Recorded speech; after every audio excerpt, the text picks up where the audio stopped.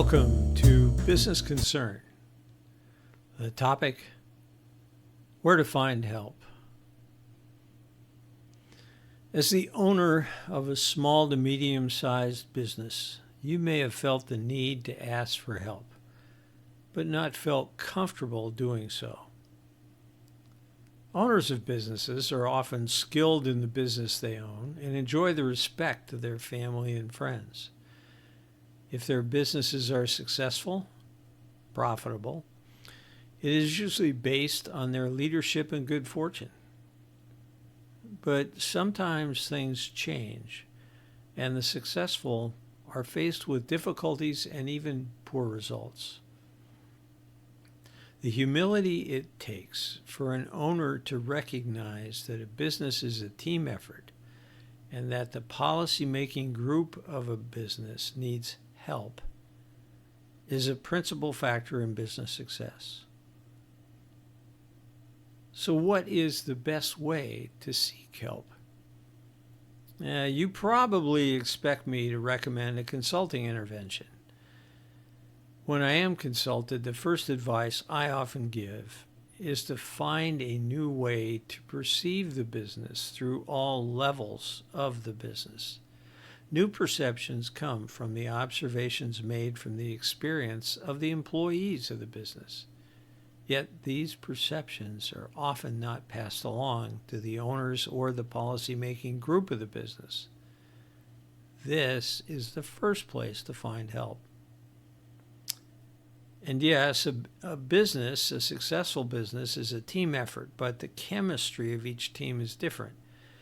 Within a successful business, there are many individuals who have contributed to that success and have observations about the business that are unique and helpful to forming new perspectives.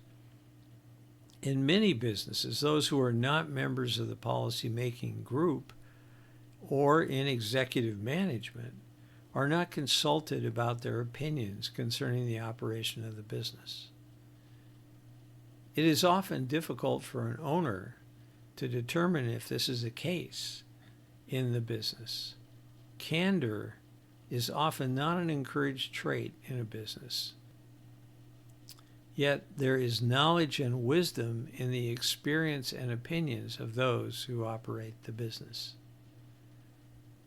There is a reason for a chain of command, and in most businesses, that hierarchy should be respected and preserved. Yet, if there is a knowledge or opinion that is valuable and available only by direct contract with an employee, how should that communication be handled? There are different ways to accomplish this communication. Perhaps the most commonly used and most dangerous is that of the respected intermediary. This is a person within the business who is trusted by most elements of the business and receives candid communication from these elements.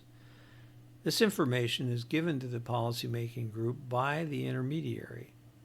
The danger comes from two sources: the integrity of the intermediary individual and the difficulty of maintaining the trustworthy status of the intermediary.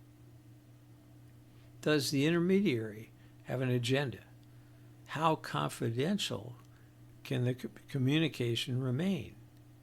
Once the intermediary is compromised, the resulting distrust, both for the intermediary and the policymaking group, can be toxic.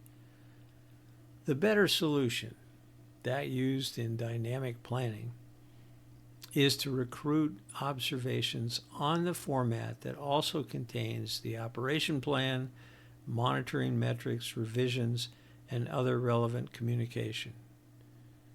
Dynamic planning, explained in detail in the Substack Owning a Business at rickrebusel.substack.com, utilizes a format that allows all elements of a business to see the plan narrative, the monitoring metrics, revisions made, and comments of all using the format. The use of this format is an exercise in leadership humility, allowing all involved in the business to contribute to the continuing success of the business. My name is Rick Rebusel. I'm Principal Consultant of Business Transition Consulting. I appreciate your attention.